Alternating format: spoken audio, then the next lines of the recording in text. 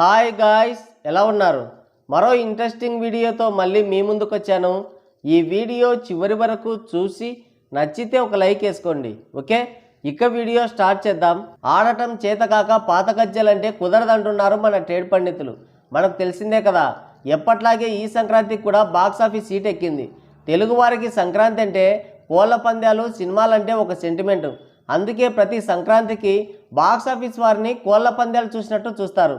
ఈసారి కూడా శరణమన్నయ్య game changer సినిమాతో వారిని బిగించేశాడు. 2 రోజుల గ్యాప్తో వచ్చిన రాయలసీమ సింహం బాలయ్య డాకు మహారాజ్తో బాక్సాఫీస్ని ఈటెక్కించాడు. మధ్యలో నేనున్నానే నాయనమ్మ అంటూ మన వెంకీమామ కూడా సంక్రాంతికి వస్తున్నామనే టైటిల్తో చిట్ట చివరన బాక్సాఫీస్ బరిలోకి దిగాడు. చింత లేకుంటే సంతలో అయినా నిద్రపోవచ్చు. సోలోగా రిలీజ్ చేసుకుంటే ఏ దిగులు ఉండదు. కానీ మన హీరోలు పోటీనే ఎంచుకున్నారు. 2019లో తలపడిన హీరోలే మళ్ళీ తలపడ్డారు. మరి ఏ సినిమా బాగుంది, బాక్సాఫీస్ వద్ద విజయ డంకా మోగించిన సినిమా ఏది అనేది ఇప్పుడు చూద్దాం. ముందుగా వెంకీమామ సంక్రాంతికి వస్తున్నాం సినిమా గురించి మాట్లాడుకుందాం. కథ విషయానికి వస్తే మన వెంకీమామ ఒక మాజీ పోలీస్. ఏసీబీగా పనిచేస్తూ కొన్ని అనుకోని కారణాల వల్ల ఉద్యోగానికి రాజీనామా ఇచ్చేస్తాడు. తర్వాత ఒక మంచి ఫిగర్ను చూసి, అదే మంచి అమ్మాయిని చూసి పెళ్లి చేసుకుంటాడు. 4 పిల్లలతో హ్యాపీగా లైఫ్ లీడ్ చేస్తుంటాడు. మరోవైపు పాండే గ్యాంగ్ ఒక బిగ్ షాట్ని కిడ్నాప్ చేస్తుంది. అయితే ఈ విషయం బయటికి తెలిస్తే తన గవర్నమెంట్కే ఇబ్బందని భావించిన సీఎం ఒక సీక్రెట్ ఆపరేషన్ చేయించి అతన్ని కాపాడమని ఆదేశిస్తాడు. అందుకోసం సరైన అధికారం ఉంటే బాగుంటుందని నిజాయితీపరుడు, తెలివైన వాడైన మన వెండిరాజును, అదే వెంకీమామను రంగంలోకి దింపమంటాడు. అదే సీక్రెట్ ఆపరేషన్లో వెంకీమామ మాజీ గర్ల్ ఫ్రెండ్ కూడా ఉంటుంది. తనను చూసి కంగు తిన్న వెంకీమామ ఇష్టం లేకపోయినా ఆ సీక్రెట్ ఆపరేషన్లోకి వెళ్తాడు. అయితే తన భార్య కూడా వస్తానని కండిషన్ పెడుతుంది. అసలు ఆ బిగ్ షాట్ని ఎందుకు కిడ్నాప్ చేస్తారు, వారి నుంచి అతన్ని హీరో ఎలా సేవ్ చేస్తాడు, మాజీ గర్ల్ ఫ్రెండ్తో ఎందుకు విడిపోతాడు, ఇప్పుడు భార్య గర్ల్ ఫ్రెండ్ మధ్య ఎలా నలిగిపోతాడు అనేది మిగతా కథ. ఇక సినిమా ఎలా ఉందనే విషయానికి వస్తే కామెడీ అని స్టార్ట్ చేసి చివరికి క్రింజ్ కామెడీతో ఎండ్ చేశారు. ఫ్యామిలీతో వెళ్తే సెట్ అవుతుంది, కానీ సోలోగా వెళ్తే ఇలాంటి జబర్దస్త్ కామెడీ కావాలంటే మొబైల్లోనే చూసుకునే వాళ్ళం కదా అనిపిస్తుంది. అలాగని మొత్తం అలానే ఉందా అంటే మెజారిటీ పోర్షన్ అలానే ఉంది. బుల్లిరాజుగా చేసిన పిల్లాడి కామెడీ ఎక్సలెంట్గా పండింది. వెంకటేష్ కొడుకుగా చేసిన ఆ పిల్లాడు మామూలుగా యాక్టింగ్ చేయలేదు. ఖచ్చితంగా నవ్వి చేస్తాం ఆ ఎపిసోడ్స్లో మాత్రం. ఇక వెంకీమామ ఇద్దరు మగువల మధ్య నలిగిపోవడం, అక్కడ వచ్చే కామెడీ కూడా బాగా వర్కౌట్ అయింది. ఇక సాంగ్స్ కూడా చాలా బాగున్నాయి. మరీ ముఖ్యంగా గోదావరి గట్టు మీద సాంగ్ అయితే థియేటర్లో చాలా బాగుంది. అయితే సినిమాలో అవన్నీ కొంతవరకే వర్కౌట్ అయ్యాయి.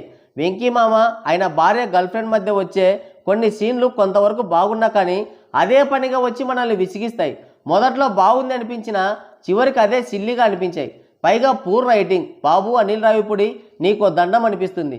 సంక్రాంతి కాకుండా ఇతర టైంలో వర్కౌట్ అయ్యే సినిమా కాదు ఇది. ఎందుకు ఇంతలా పట్టుబట్టి సంక్రాంతికే దింపాడో ఈ సినిమా చూస్తే మనకి ఇట్టే అర్థమవుతుంది.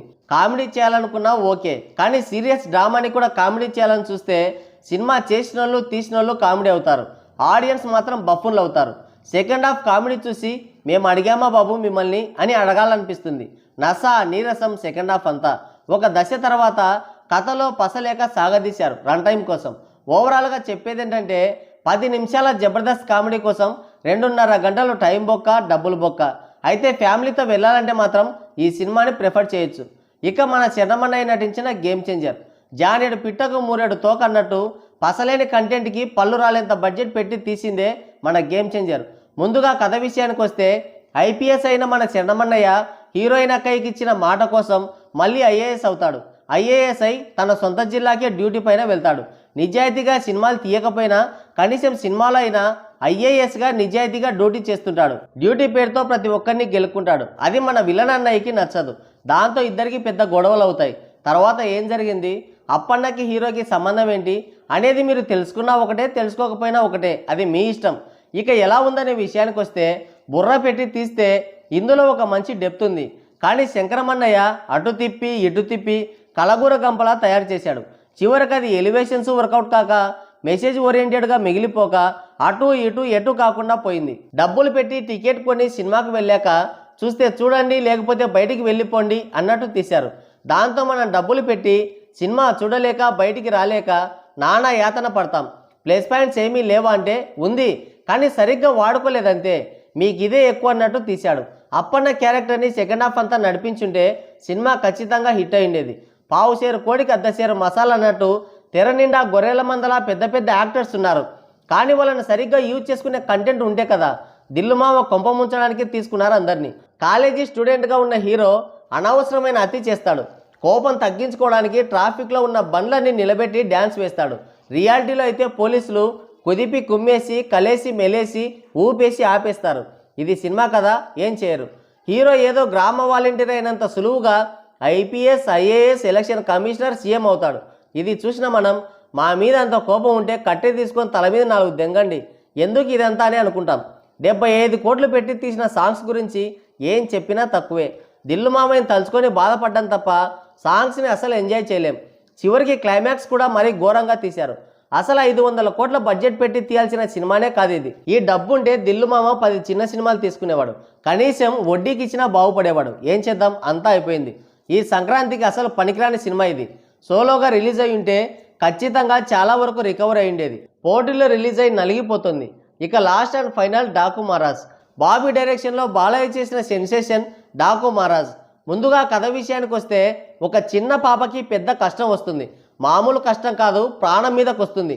ఇది తెలిసిన డాకు మహారాజ్ ఆ పాపని సేవ్ చేయడానికి వస్తాడు. నానాజీ పేరుతో డ్రైవర్గా చేరి ఆ పాపని ప్రొటెక్ట్ చేస్తూ ఉంటాడు. ఆ క్రమంలో పెద్ద మైనింగ్ డాన్తో తలపడాల్సి వస్తుంది. ఆ డాన్కి డాకుకి ముందే పరిచయం ఉంటుంది.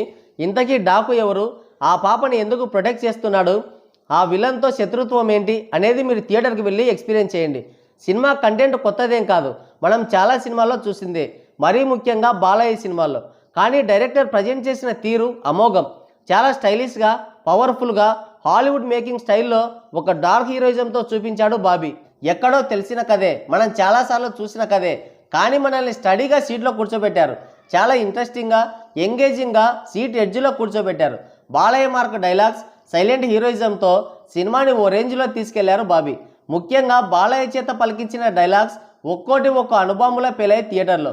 ఆ డైలాగ్స్ కోసం, ఆయన చేసిన అద్భుత పర్ఫార్మెన్స్ కోసం ఖచ్చితంగా థియేటర్కి వెళ్ళి చూడొచ్చు.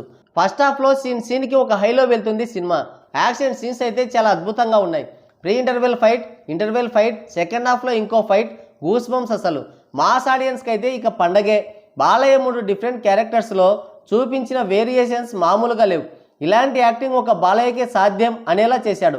బాలయ్య చాలా స్టైలిష్గా పవర్ఫుల్గా కనిపించాడు సినిమాలో. సినిమా అయితే అద్భుతంగా ఉంది.